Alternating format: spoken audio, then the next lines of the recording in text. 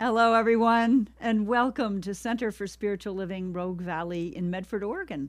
I'm Kimberly Hawkins, Spiritual Director here. We are grateful that you've decided to join us for our Sunday celebration. We're an inclusive, progressive spiritual community dedicated to teaching spiritual tools to transform personal lives and help make a world that works for everyone.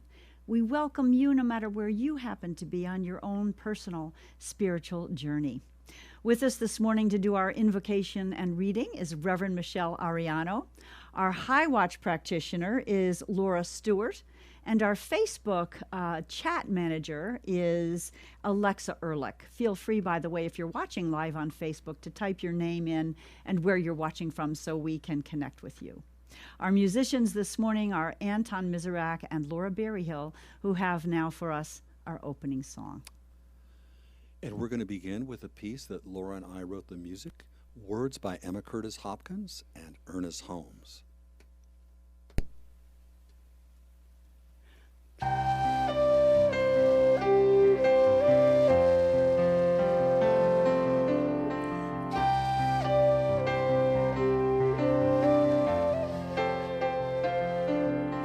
There's a good for me, and I ought to have it. A good for me, and I ought to have it. There's a good for me, and I ought to have it.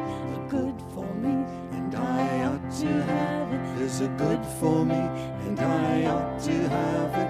A good for me, and I ought to have it. There's a good for me, and I ought to have it. A good for me, and I ought to have it. There is only one life. That life is God's life. That life is my life now. There is only one life. That life is God's life. That life is my life now. There's a good for me, and I ought to have it. A good for me, and I ought to have it. There's a good for me, and I ought to have it. A good for me, and I ought to have it. There's a good for me, and I ought to have it. A good for me, and I ought to have it. There's a good for me, and I ought to have it. A good for me, and I ought to have it. There is only one life. That life is God's life. That life is my life now. There is only one life. That life is God's life. That life is my life now.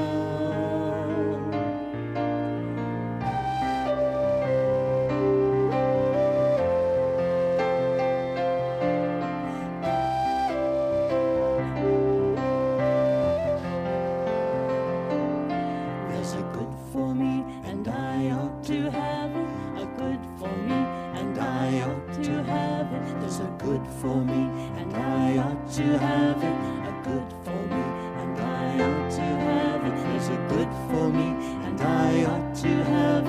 good for me, and I ought to have it. There's a good for me, and I ought to have it. A good for me, and I ought to have it. Claim your good.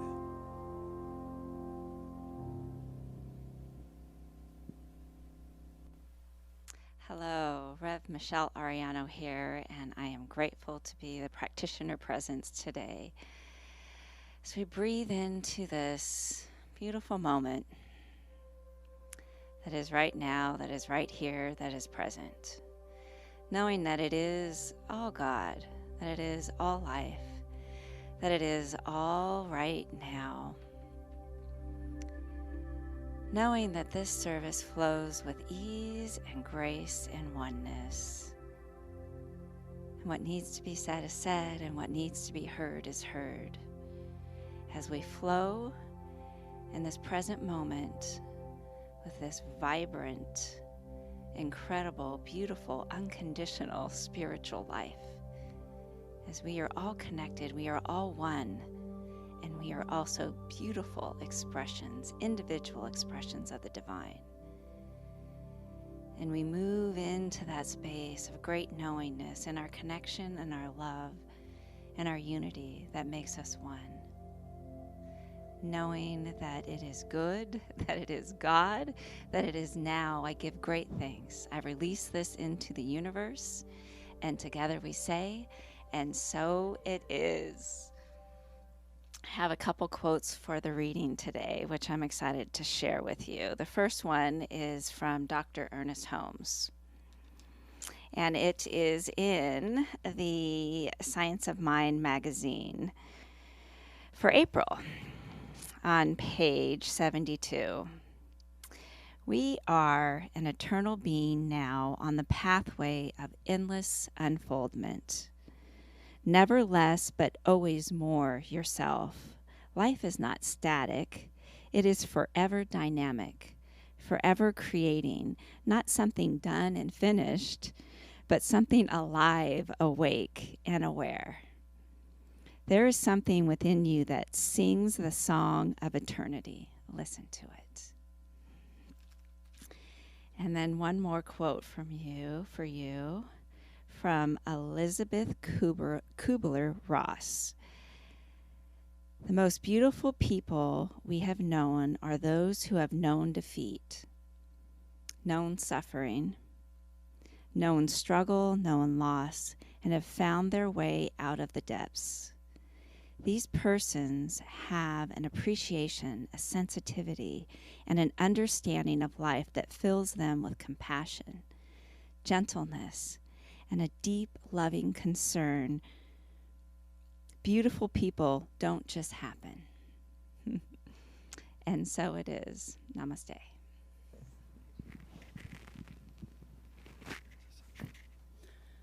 Good morning. We're going to do a song that Laura Berryhill, composed with Anton Miserak.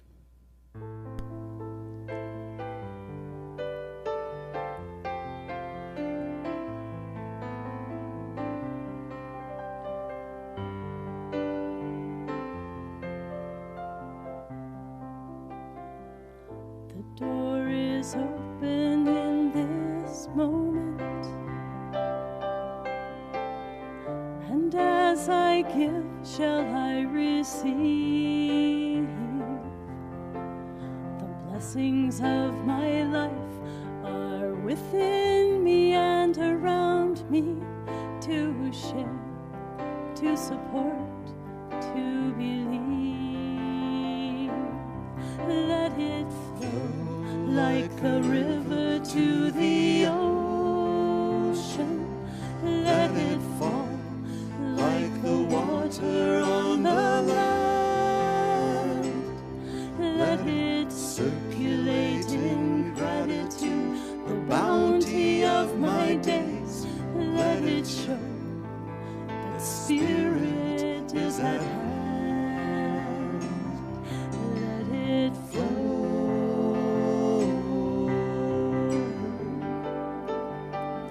Let it flow.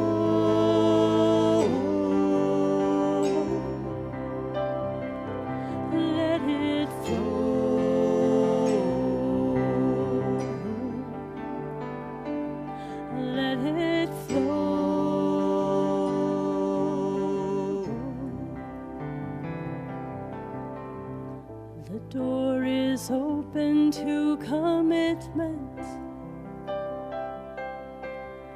and as I give, shall I receive. The blessings of prosperity within me and around me, to share, to support, to believe. Let it flow like the river to the ocean. Let it fall like the water on the land. Let it circulate in gratitude, the bounty of my days. Let it show that Spirit is at hand. Let it flow.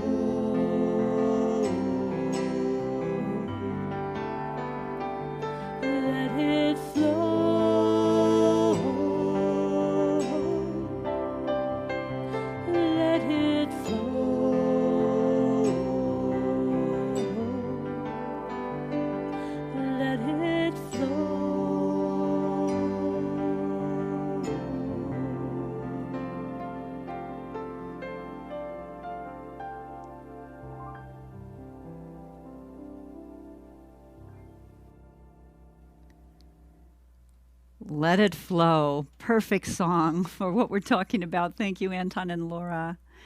Our theme for the month of April is stepping into the unknown. And boy, haven't we all been doing that for the last year and 1 month at least during this COVID pandemic, stepping into the unknown. Last week, Reverend Michelle Ariano did a beautiful talk. She entitled it The Currents of Change. And change is inevitable. We all know that, but we're not necessarily good at going with the flow.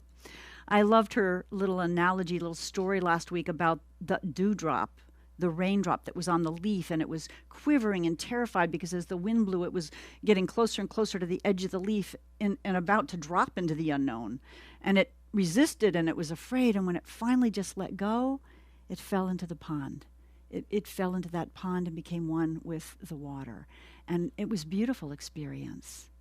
So, wow, I want to continue a little bit on that theme today. The title of my message today is Bless-itation. Of course, it's a made-up word, but it speaks to the two-edged sword of change and transformation, stepping into the unknown.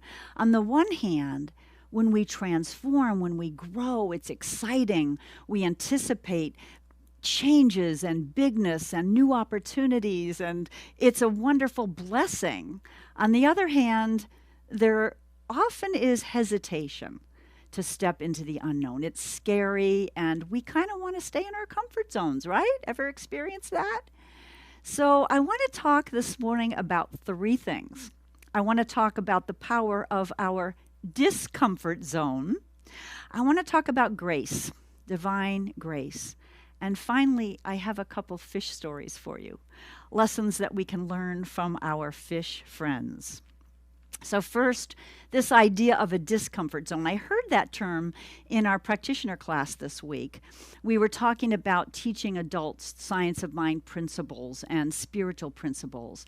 And the curriculum in the practitioner course tells us that adults usually step into spiritual classes as adults because they've kind of reached the end of their expansion, and they're kind of itching to find something else, to take a new step. And so they're looking for that expansiveness, that stepping into the unknown.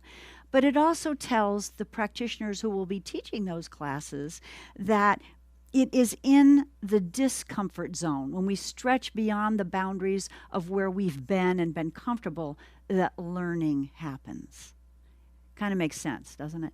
And it's in that discomfort zone, I would say, too, that life happens, that expansion happens, that transformation happens. It can't really happen if we cling like that leaf, like that drop of water to the leaf where we were. We have to be willing to take a step out. There's a lovely poem that I think that speaks to this feeling we can have when we know that we need to take another step, that we need to take a risk, that we need something new in our lives rather than just what's in our comfort zone. This is a poem in the book The Calm Center by Steve Taylor, and he entitles the poem Divine Dissatisfaction. And okay, here we go. And the subtitle is The Opening. When you sense there's something more, when the life that used to satisfy you no longer seems enough, and security seems suffocating, and pleasures lose their taste, when dreams of success don't motivate you anymore, and diversions don't seem to divert you, when familiarity seems oppressive like a coat that's too old and tight, and every repetition of the old routine makes you feel more stale and weary. When you find yourself aching with a sadness that doesn't seem to have a source, with a hunger that seems too subtle to satisfy, when strange energies are pulsing through you like the tremors of an earthquake deep down inside, and you can feel the ground shifting and are afraid of losing balance, and you ask yourself, what's wrong with me? Why can't I be happy anymore? Have no fear, Taylor writes. There's nothing wrong with you. This isn't anxiety or depression. It's divine dissatisfaction. You're not breaking down, but breaking through. This is your awakening, the tearing of the veil, the opening of your soul. Your real self is emerging slowly, painfully, through the hard skin of your chrysalis. The old world is receding behind you, and you're waiting at the threshold of the new, disoriented, wondering how to make sense of this strange place. But as long as you have the courage to move forward, a guide will appear, and your path will form before you, and a glorious adventure will begin. And soon the lushness of this landscape won't startle you anymore.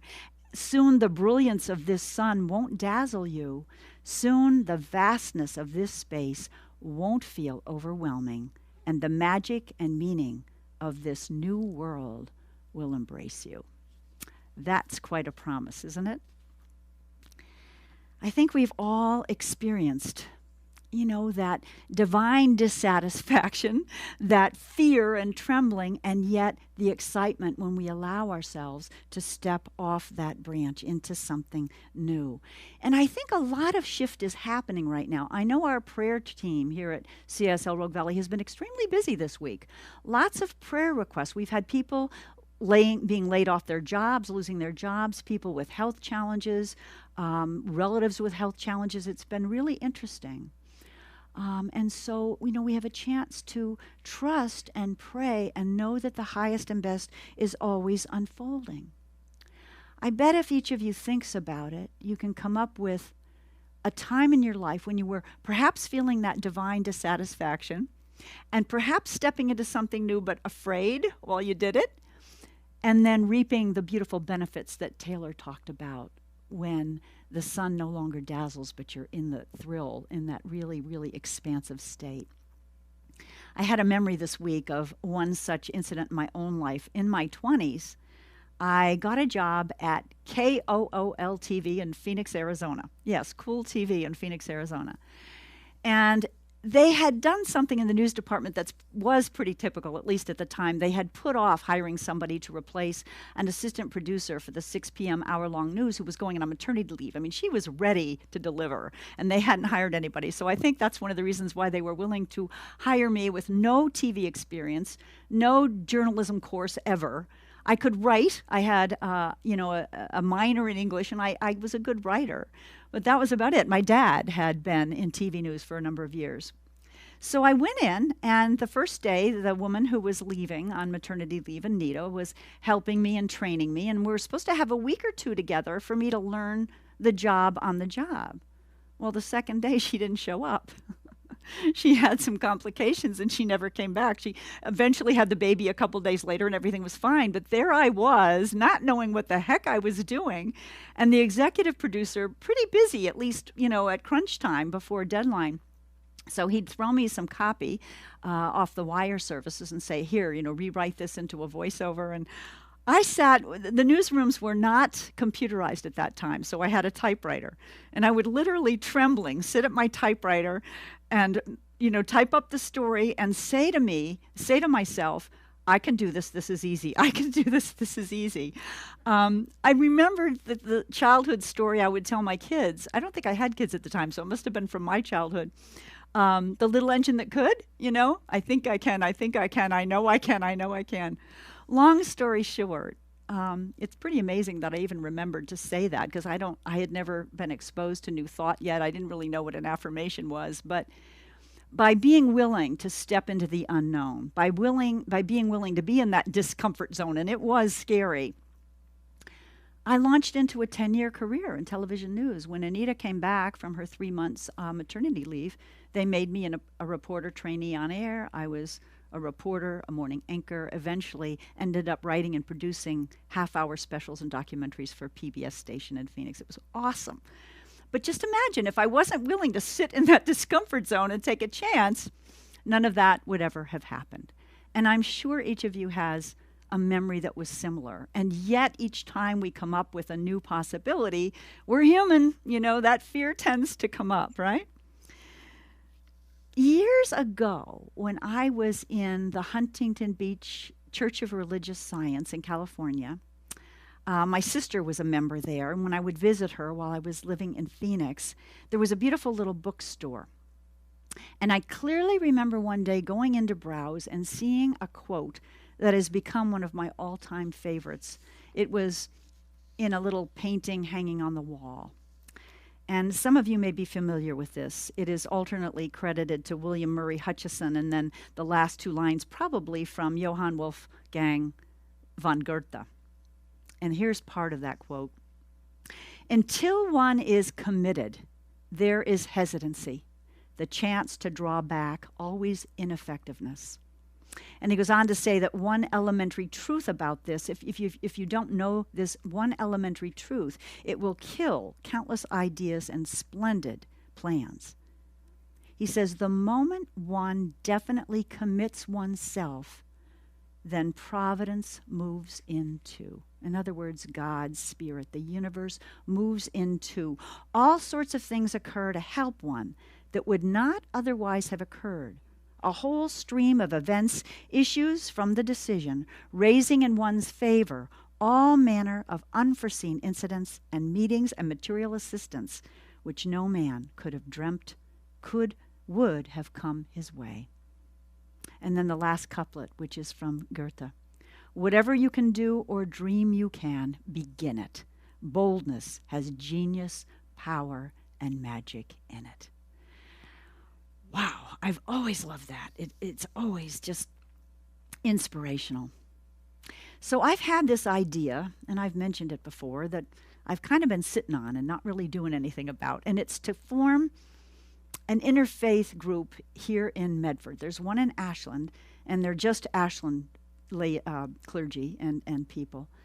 And I've been wanting to do it. So I'm going to give you this example because I think one of the ways we begin it and we have boldness and allow the universe to move in is we reach out for support. You know, we see a practitioner for a session, or we call the prayer team and ask for prayer, or we join a Power of 8 group or a mastermind group. Recently, last week, I started a class with Reverend Elisha Christopher, and it's called Synergy. And each person in the class is asked to come up with a project. And then the class is all about supporting each of us to have the project become manifest. And so I've brought this project into that group for the next 8 weeks, and I have confidence that it's going to become a reality now, and not just something I talk about. And is it scary? Yeah, a little bit. You know, I got to reach out to people, and not all other faith traditions believe what we believe, but I have this firm belief that there's enough common ground in faith traditions, honoring people and honoring the divine in everything, and wanting to make changes in so a world that is just and works for everyone. So I have big hopes and dreams for this, and I have confidence that providence will move into. In fact, it already has. So the second thing I want to talk about is grace, which is what happens when we open ourselves to that new goal, that new plan, and allow providence to move in. I think in the glossary in the Science of Mind textbook, Ernest Holmes defines grace as the givingness of spirit to its creation. And it's not something we have to earn, but it is something we have to recognize, he says. We have to recognize it in order to accept it and have it come into our lives. I've been reading a wonderful book by Reverend Deborah Johnson called The Sacred Yes, Letters from the Infinite. It is a channeled work, just beautiful. And she says this about grace. Now, because this is a channeled work, this is the voice of Spirit speaking to Reverend Deborah. What does my grace look like? It looks like whatever you need it to be in the moment in order for you to know that you are not alone in the universe, that you are under my watch and in my care. Grace may look to you like healing of your body temple against all predictions. It may look like a calm, a sense of peace in the midst of seeming great chaos and confusion in your life. My grace may look like the answer in the riddles of your life that have kept you stumped and confused in a total state of darkness. My grace may look like the energy that you need to keep putting one foot in front of the other when you feel too weary to move on. My grace may be the softening of the hearts and the meeting of the minds between individuals who've been at odds with each other in polarized situations. Gosh knows we have a lot of that lately, don't we? My grace may look like that financial need being met in a most mysterious way, lifting a tremendous burden off your shoulders. My grace may look like a beacon of light at the end of the tunnel, letting you know that there is a way out and that a brighter day is coming. My grace can look like so many things. How many needs do you have? Therein is the number of ways in which my grace will appear. I love that. I just love that. You know, our ego, however, struggles to be in control, doesn't it? I don't know about you, but mine sure does show up. We want to be in control. We want to make things happen. And you know, that's just not the way things work. If we're going to have it flow, you know, Anton and Laura's beautiful song, Let It Flow. When we let it flow, we surrender. And I had another experience this week. My life is flowing right now because I've been making an effort to surrender. I'm not always good at that. But another experience I had this past week, was attending the first class of our Roots class, led by our beautiful sister practitioner from another center, Deborah Bongard.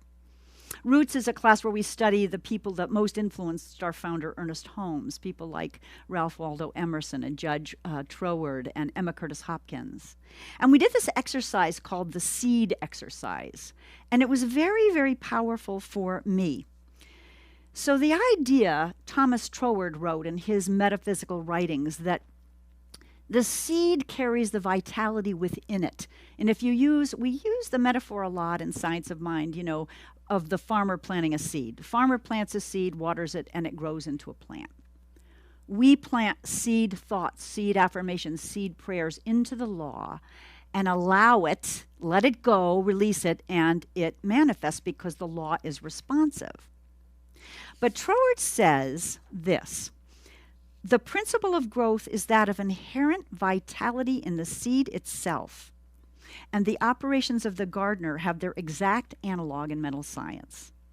So here's the part that really struck me today. We do not put the self-expansive vitality into the seed, but we must sow it. And we may also, so to speak, water it by quiet, concentrated contemplation of our desire as an actually accomplished fact. Quiet, concentrated contemplation, not effort, right? And struggle and willing it to happen. And this is the part that really gets me. But we must be careful to remove from such contemplation any idea of a strenuous effort on our part to make the seed grow. I don't know about you, but there's a lot of relief in that. A lot of relief. And it doesn't mean that we don't take guided action and steps when our intuition tells us to, but we don't have to orchestrate it. We don't have to force it. We don't have to effort it. And I need that reminder a lot. Troward goes on to say, such contemplation should be accompanied by a feeling of pleasure and restfulness in foreseeing the certain accomplishment of our desires. This is kind of like what St. Paul recommended, that we pray with thanksgiving, that our prayer is already heard and answered. So in that Roots class, Deborah encouraged each student to think of something that we want to manifest in our lives. And what I thought of was our center right now is open to finding our new space for when we can reconvene again in person. And I hope that happens soon. And there's some scariness to this. I mean, a part of us could just go back to where we were before in our comfort zone. But we've been doing visioning in this center, and we have a bigger vision of what might happen. And we're opening to Spirit's bigger vision of what might happen. So that was my seed that I wanted to plant. And here's the affirmation I wrote, because she encouraged us to write an affirmation, stick it up on your mirror, and then go back to Troward's quote about, it's done without any effort on our part. My affirmation is we are enjoying a spacious, affordable, welcoming new church home with plenty of room for classes, offices, youth activities, and room to grow. And so in this search process, when we've consulted a realtor and we're looking around, I have a tendency to get nervous about, is it going to happen? And is it going to happen in time? And how can I make it happen? And so this wonderful quote, and I'm going to offer this to you for anything you want to manifest in your life, about we don't put the self-expansive vitality into the seed. We must be careful to remove from such contemplation, quiet, concentrated contemplation, any idea of strenuous effort on our part to make the seed grow. And that's what grace is, right? That's this self-givingness of Spirit. We don't have to earn it.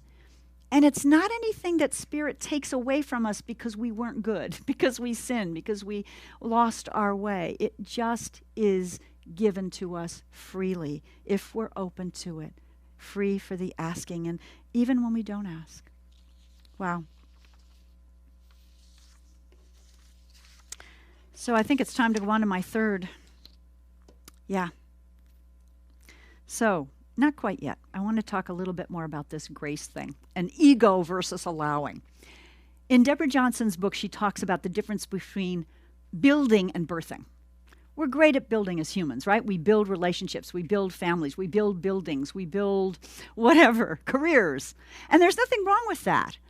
But as she points out, birthing is an entirely different process. Anyone who's been pregnant or the partner of someone who's been pregnant knows it's a time of allowing, of, as Deborah Johnson says, just as a baby is born, because we allow that incubation period, we are meant to be incubators for divine ideas, to allow them to percolate, to be patient enough to give them time. And so you see the difference between mothering in a feminine way, and I use feminine not because we're men and women, but in the divine feminine way, it's that allowing versus the doing, which can come from an ego point of view, making things happen. So again, this is a wonderful reminder to me to allow whatever the dream is, that we need to allow it to percolate. Our founder, Ernest Holmes, said this. He said, all manifestation of life is from the invisible to the visible plane through a silent, effortless process of spiritual realization. There's that word again, effortless. I like that. I don't know about you, but my life has not always felt effortless, and I want it to feel that way. There's a beautiful story that Ernest Holmes tells. Actually, he first wrote it in the Science of Mind magazine about setting a hen. We read it in our Essential Earnest class, and I don't have it in front of me, but basically what he says is a hen instinctively knows to set, he uses the word set, to set on her eggs for 21 days, patiently, quietly. She didn't read any books, she didn't study philosophy. She just knows instinctively to do that, and with patience she sits, and sure enough, after 21 days, her chicks hatch. And he says if we could but learn to do that, to set an idea, to keep it warm, to quietly contemplate it, and to have patience and faith that it's going to manifest, we could learn a lot from the hen. It's a darling little story. I encourage you to look it up. I think it's in his book, A New Design for Living. So now on to my third thing, this thing about fish stories. We often hear in Science of Mind, there's a power in the universe and you can use it. I like the reverse. I like that there's a power in the universe and it can use us. Just as that hen had this instinctive knowing to sit on the eggs, we each have nudges, Back to that poem, The Divine Dissatisfaction. We each have nudges and those yearnings that come from deep within are really Spirit in us, as us, whispering to us. And so if we can open to those ideas, affirm, seek support, and sit like the hen does and incubate, great things unfold. So here are my two fish stories, my last point I wanted to make with you today. From Mark Nepo's book, 1,000 Ways to Listen. He talks about, we all know fish have gills, right? And so they swim through water, and they have to keep swimming to keep alive. They don't necessarily know where they're going, but they have to keep moving. So the water moves through their gills, and they extract the oxygen, and they're able to discharge what they don't need back into the water. Nepo says our hearts are like the fish's gills. if we can swim through life, keep moving forward, going with the flow, as Anton and Laura spoke about, allowing experiences to touch our heart, and to allow the heart to extract what we're meant to learn and where we're supposed to go, and discharge the rest, our lives become fulfilled and beautiful. But we have to keep moving. We can't hold on. We can't stay in that discomfort zone. We have to keep moving through life. Beautiful story from fish. And another fish story specific to the salmon. Nepo reminds us that salmon are birthed in the headwaters in fresh water. They find their way to the ocean and spend most of their life in the ocean, and they have to physiologically change their function twice in their life. So they go from fresh water to salt water. When they become elders, they have this instinctive need to go back home to their birthplace to spawn their own young. And they switch once again from a saltwater fish to a freshwater fish. And they go back to their birthplace and become part of that birthplace. Nepo tells us that we're to do the same thing. You know, we need to go out into the ocean, to the vast possibility out there, and just be led like fish are to our next thing, extracting what we can from that larger ocean. But we also go back to the river of our own life, and eventually to our birthplace, where we become one with all that is. So I think it's that lesson about being adaptable, being willing to swim in the ocean, and also being willing to swim in our individual lives, being aware of the universal, well, let's say the physical manifest universe, and what part we're meant to play in it. Because when we swim and we allow ourselves to let those experiences wash through our heart and take in what is ours to take in, we are led to be our highest and best selves, the best selves that God intended us to be. I love those stories. So I hope this week and in the weeks that follow, even though we are stepping still into the unknown of COVID and when it might end, we're stepping into many unknowns on this planet right now. I'm hoping we can say a sacred yes to our intuition, to the learnings of our heart, because as we do that, God says yes too. We receive that grace. Providence moves in. And again, let's be willing to experience this thing called Bless-itation, where we get excited and we're willing to see new possibilities and be open to them, where we can feel the hesitation, but somehow we manage to keep swimming, to keep moving forward, knowing that good comes when we're willing to trust that all things do work together for the good. So as Goethe reminded us, whatever you can do or dream you can, begin it, my friends. And I say that for me as well as all of us. Begin it. Let us pray.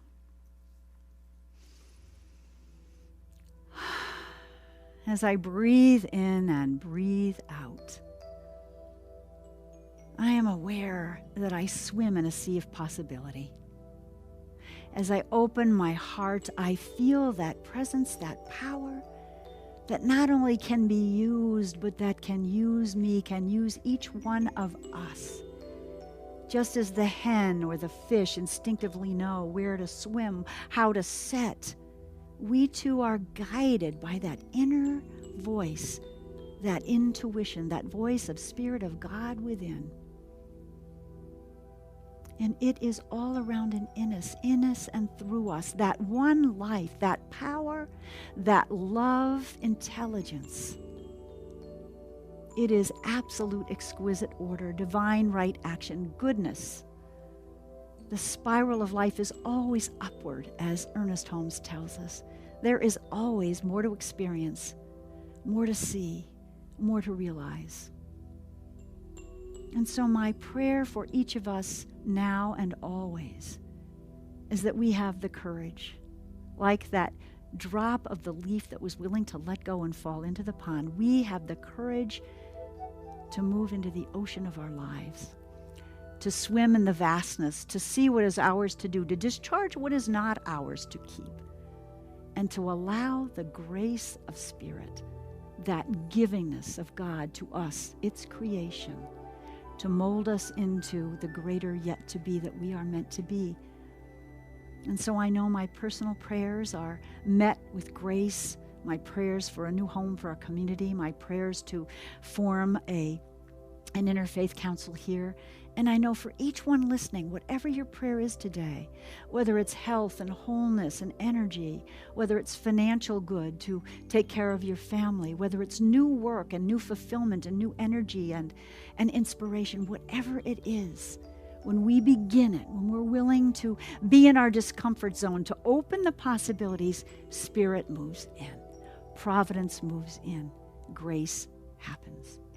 And I say a special prayer this morning for all those affected by the gun violence recently, by police brutality, for all those affected by hunger, all of the issues that are here right now for us to allow Spirit's help to move in to create a world that really is working for all of us. So as I say this, I'm aware that I'm once again knowing that we swim in this vast ocean of universality, and we also swim in our own personal river. God is both places. Spirit, goodness, guidance is both places. And as we listen, as we open our hearts, we are guided. We are guided to what is ours to do. And so in great thanks to speak these truths, and great thanks for each one listening, and great thanks for this incredible philosophy built on the shoulders of many beautiful mystics, I release my word right now into that heart of God, the law, which I know has already said a yes. It is done, my beloveds. And we say together, and so it is. Amen. Back now to Anton and Laura.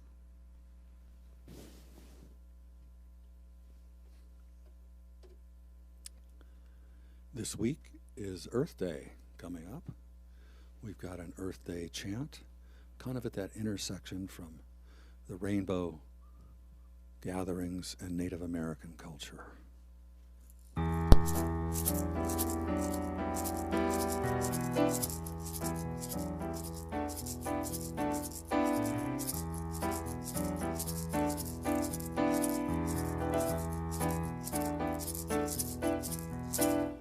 Hey yana ho yana hey yana, hey yana ho yana hey yana, hey yana ho yana hey yana, hey yana ho yana hey yana. The earth is our mother, we must take care of her. The earth is our mother, we must take care of her. The earth is our mother, we must take care of her. The earth is our mother, we must take care of her. Hey yana ho yana hey yana, hey yana ho yana hey yana, hey yana ho yana hey yana, hey yana ho yana hey yana.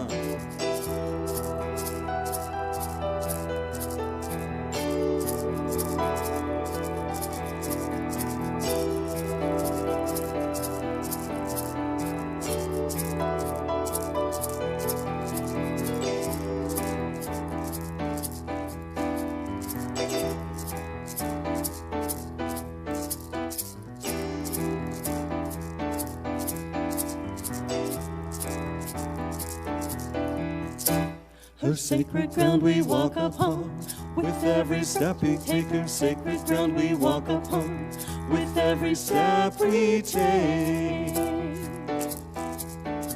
Her sacred ground we walk upon, with every step we take. Her sacred ground we walk upon, with every step we take. Hey yana ho yana hey yana, hey yana ho yana hey yana, hey yana ho yana hey yana, hey yana ho yana hey yana.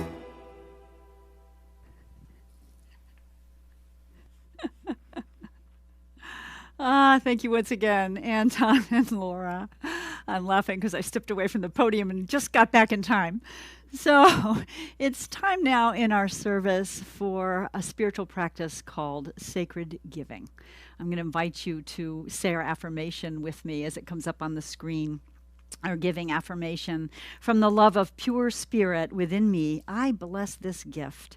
I send it forth to heal and bless and prosper.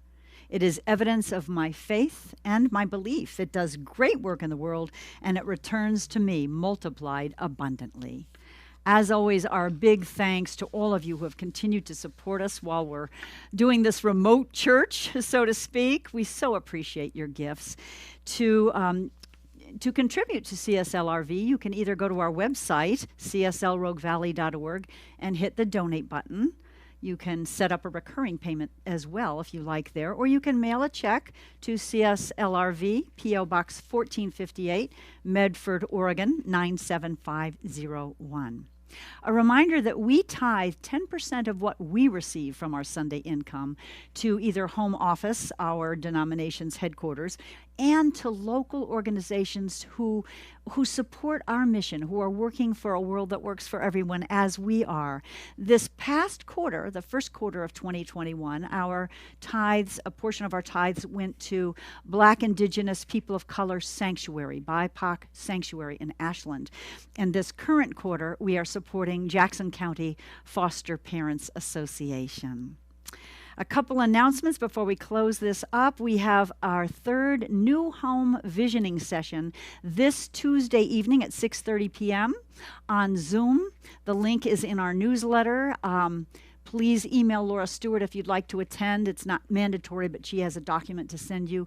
And if you haven't joined us, or if you have, we welcome new people to participate. The more the merrier in terms of catching Spirit's divine highest idea for our new church home. Very exciting stuff going on. We continue to have our morning spiritual practice calls at 9 a.m. Monday and Wednesday. That's Pacific time, and Thursday evening at 7 p.m. If you haven't signed up already, you can receive our newsletter by looking at the email section on the Facebook page, or just email us at cslroguevalley@gmail.com. I think that's it for oh yes. If you would like prayer, we have a beautiful prayer team standing by. And if you go to our website, hit prayer request and submit a request, we have a team of ministers and practitioners who will know for you the truth that you would like to see come about in your life. So please take advantage of that beautiful prayer team. All right, we go now for our closing song, once again to Anton Miserak and Laura Berryhill. For another song that we wrote, A Gift to You.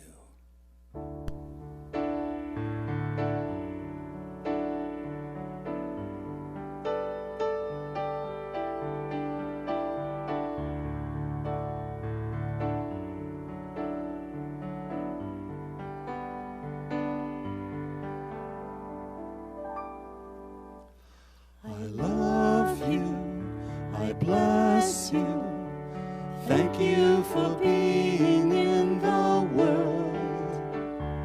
I love you, I bless you, thank you for being in the world. I love you, I bless you, thank you for being in the world.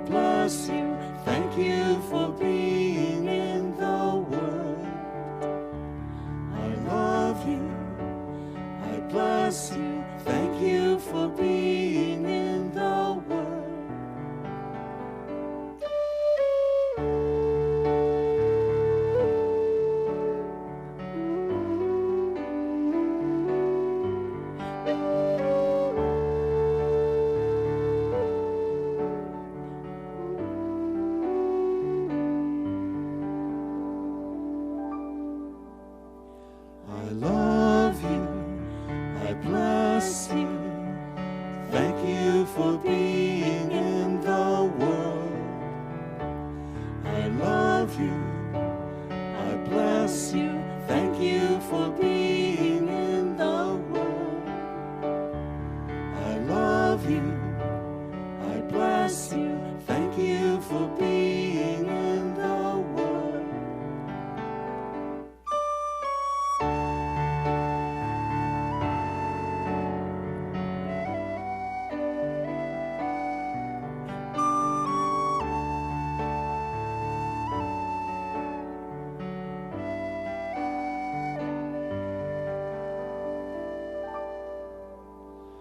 I love you, I bless you. Thank you for being in the world. I love you, I bless you. Thank you for being in the world. I love you, I bless you. Thank you for being in the world.